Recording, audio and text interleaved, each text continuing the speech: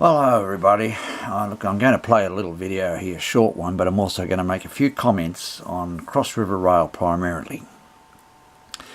And I believe there are a number of options, actually some which were raised some years ago and never been seen again, that would allow different options than the planned Cross River Rail, which is considerably an expensive option, I'll put it that way, and limited to 2 tracks, and it would be an improvement over the existing system, but in my opinion there are much better ideas that can be done. And I'll just play a little thing on the metro just by the way as I add to this.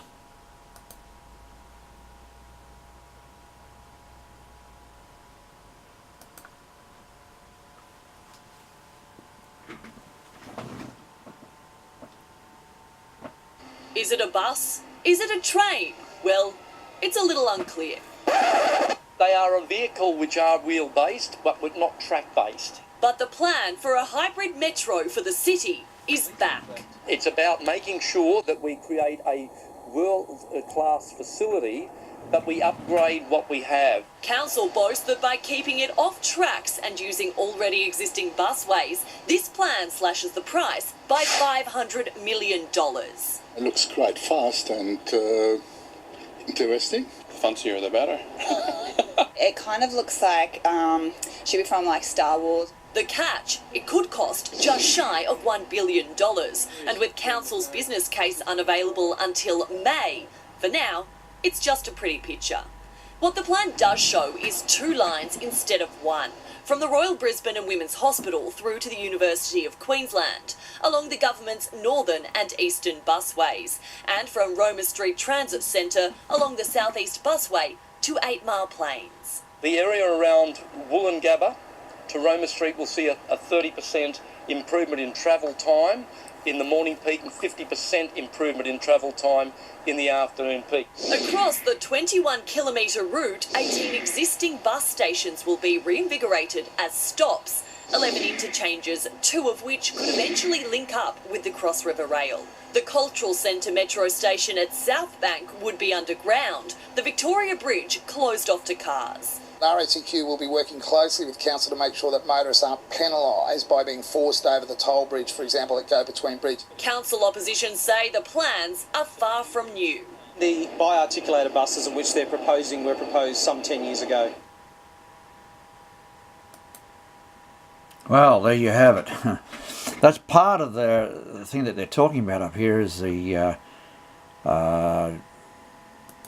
so-called metro, which is not a metro in the normal sense of the word, such as what you'd find in Sydney's building, and then Melbourne will build a suburban rail system, still called the metro, but it's an actual suburban line. Very expensive, but well needed. In other words, something that is essential. Now in Brisbane, I'll give a quick outline of some of the things I've actually raised with Queensland Rail at meetings. I've handed them submissions on this subject. I had a meeting, it must be a couple of years ago now, on some options for suburban and long distance trains, and I won't discuss the long distance trains option now. For the suburban, I suggested a building of an island platform near the junction of the line to the exhibition, in other words the Echo line through from the after the bridge to into Roma Street there at the junction where the lines swing round to the right at the moment coming from Ipswich. And of course Beenleigh, this line goes round to the left. It is electrified already, and it has empty car workings at present, including long distance trains using that line every day. So it's electrified at 25,000 volts AC as of present. There would be a station build there, as I say, we call platforms 11 and 12. There'd be pedestrian subways into the station and onto the street. And I suggested that. They weren't critical of it, and I was just amazed by that. And I said, well, another thing, there's 2 other issues. It is far better to have a 3-car train every 15 minutes than it is to have a 6-car train every half an hour, and that could be fitted into the system at present. Also, it'd be better to have a train every 15 minutes to the airport. Now, the 3 members of the public, including myself, and 3 members of the Queensland Rail sort of delegation, let's say, tended to agree with that, and certainly the public did, and said yes, we need a more frequent service to the airport. It's laughable that a railway service into an airport is only every half an hour. But now, getting on to the cheaper options than the Cross River Rail. Cross River Rail is over $1 billion. It's like a $5 billion project. And what could be done is a number of things. First of all, the key railway stations, the busiest railway stations on the Ipswich line, which might only be Ipswich itself, it might be Goodna, and it might be Indooroopilly, let's say. Plus, you would have Milton and Roma Street and right through to Bowen Hills, all extended to take 9-car trains.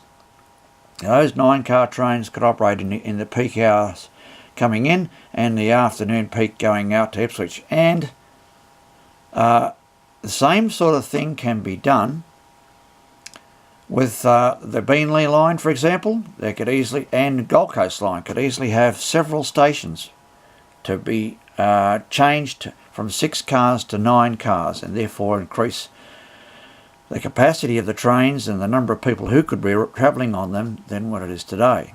And there'd be no additional trains required through the city. Now, getting back to this line through to the Echo, what is also needed is a station at Normanby as part of the current inner northern busway system. Now, the talk about having this so-called metro, which is actually double articulated buses, is okay to a certain degree, and making it look pretty fancy and all that kind of thing is all right too. But I would suggest improving things further by having, like what they're going to do in Sydney and what they've done in France, and that is an underground third rail, 750 volts, with a collection shoe in the vehicle, like tramways do, modern day light rail. Those buses would then be electric, would run over the entire route that was discussed. Now, additionally, the Cleveland line could be converted to either light rail or this metro that they're talking about, using the current right-of-way of the railway and then building a green bridge.